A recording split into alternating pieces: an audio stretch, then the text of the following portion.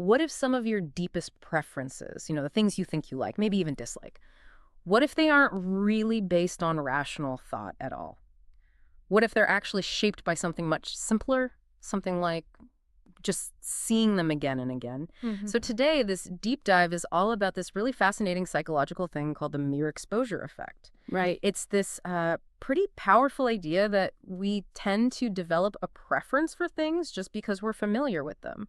Our mission today is to unpack where this idea even came from, dive into how it sort of quietly affects our brains. Yeah. Look at where you might actually encounter it in your everyday life, maybe without realizing it, Mm. and talk about why understanding it is, well, pretty crucial. So, okay, let's Yeah. unpack this first. Okay. When we talk about mere exposure, what exactly are we defining? What is this effect, like, at its core? Yeah, okay. So at its core, it's actually incredibly straightforward.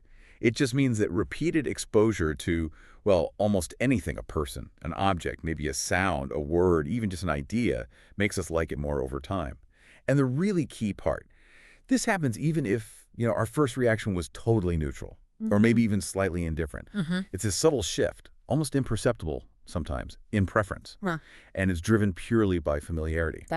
Wow, it's fascinating how simple that sounds. So who figured this out? Where did this insight about simple repetition first come from in psychology? Right. Well, the concept was really studied properly, put under the microscope, so to speak, by a psychologist named Robert Zajonc. That was back in the 1960s.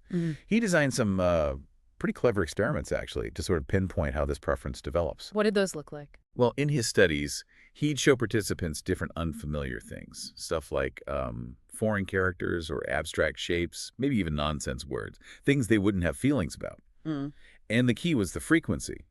Some of these things were shown way more often than others. And what Zajonc found pretty consistently was that people, over time, just reported liking the symbols they'd seen more often, Yeah. even if they didn't consciously remember seeing them more. Seriously? Yeah, they literally just grew to prefer them simply because they'd been exposed to them more. That's almost, I don't know, unsettlingly simple, isn't it? Like, my brain can just be nudged into liking something just by seeing it more. Kind of, yeah. So how does that actually work? Like, in our brains, why does just being familiar with something make us prefer it? Okay, so it seems to boil down to a couple of key psychological mechanisms. First, there's this idea that familiarity basically breeds comfort. When your brain keeps encountering the same thing, it starts processing it as, safe, Yeah. non-threatening. And this reduces that initial uncertainty, maybe that cognitive effort, and that feeling of safety just naturally increases your comfort level with it. It's almost like an old evolutionary safety check. So it's like our sort of primal brain going, okay, seen this before, didn't kill me, it's probably fine. Maybe it's even good. Exactly. It's like a subconscious, phew, okay. And the second mechanism, which is maybe even more subtle, it's called processing fluency. Processing fluency. Okay. Yeah, so repeated exposure just makes it easier for your brain to process that thing. Think of it like walking a path in the woods. Yeah. The more you walk it, the clearer it gets, the easier it is to navigate. Yeah, makes sense. So this ease of processing, it actually feels inherently rewarding to your brain. Your brain enjoys efficiency. It likes things that are easy to handle. And that feeling of ease gets translated into a positive emotional response, which, we interpret as liking it. That well-worn path idea is great. So my brain literally prefers stuff that's easy to process, almost regardless of whether it's objectively good or bad. To an extent, yeah. So it's not just about comfort. It's like a subconscious reward system shaping what you like, totally bypassing your logical brain sometimes. That's a big part of it. Wow. It really makes you think how many of your chosen preferences maybe weren't really chosen at all. Okay, so we've talked the science, how our brains are wired for this, but let's bring it out of the lab.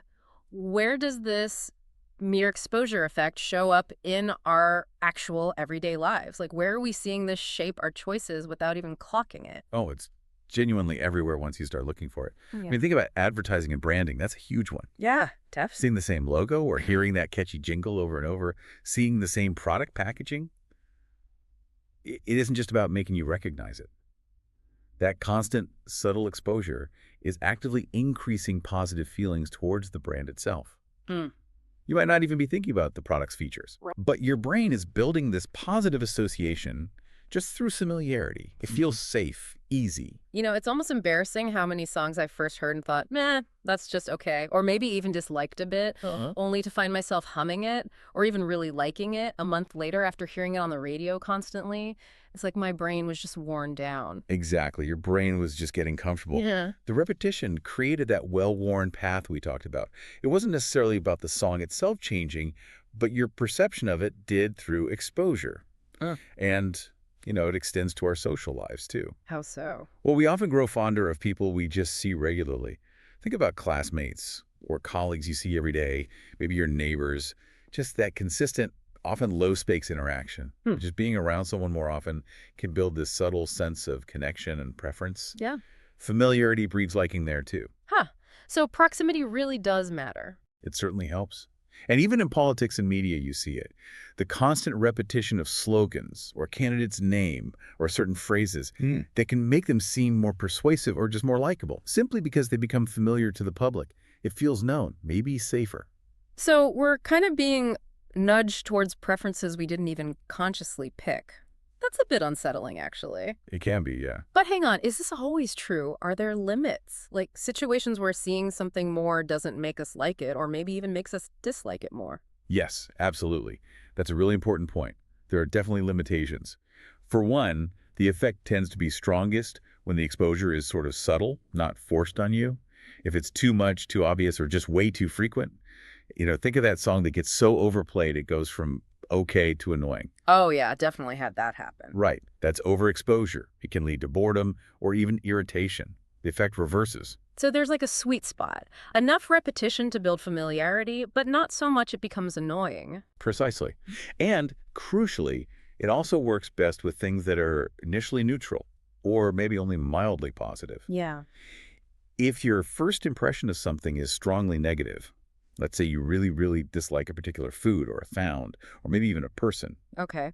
then just being exposed to it more usually won't flip that negative feeling. In fact, sometimes it can even make it worse, reinforce the dislike. Ah, okay. So the effect generally can't override a really strong pre-existing negative bias. That makes sense. So it's not like a magic wand for turning hate into love, more like No. nudging indifference towards liking. That's a good way to put it, yeah. Okay, so wrapping all this up then, why is understanding this mere exposure effect actually important for us, for you listening? Why should we care about this in our daily lives?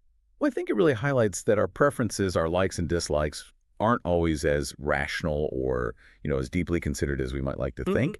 This fundamental psychological thing, it kind of challenges that idea that we're purely logical decision makers. Yeah. Our choices, our perceptions, they can be profoundly shaped by something as simple and often unconscious as just repeated contact. It really forces you to maybe reconsider where your own likes and dislikes truly come from. So it definitely challenges that image of ourselves as perfectly rational consumers or, choosers of friends or music or whatever. It suggests there's this powerful, almost invisible current guiding our preferences. Absolutely. And this insight, it isn't just some academic curiosity. It's a foundational principle that gets used actively in so many areas. Marketers, obviously, leverage it constantly to make brands feel familiar and appealing. Designers use it to create user experiences that feel comfortable and preferred. Political campaigns rely on it to build familiarity. And like we said, it even plays a big role in how we form and keep our relationships. Its influence is it's pervasive, often unseen, but definitely shaping our choices in how we see the world. So we've just taken a deep dive into the subtle but pretty profound power of the mere exposure effect. We've seen how simple familiarity can quietly shape what we like and dislike, often totally under our radar. And if you think about the bigger picture here, it really does raise an important question for you to consider. Are the things you call your favorites, your favorite song, brand, maybe even people, are they truly your chosen favorites based on merit? Or are they perhaps simply the most familiar? It's worth thinking about what that means for the choices you make every day and how your environment is subtly nudging your preferences, often without you consciously noticing it all. Yeah, definitely food for thought. So next time you find yourself just, inexplicably drawn to something, maybe something new, maybe something you've seen around, just take a moment, ask yourself, is this really love at first sight, or have I maybe just seen it around the block a few times? You might actually be surprised by what you discover.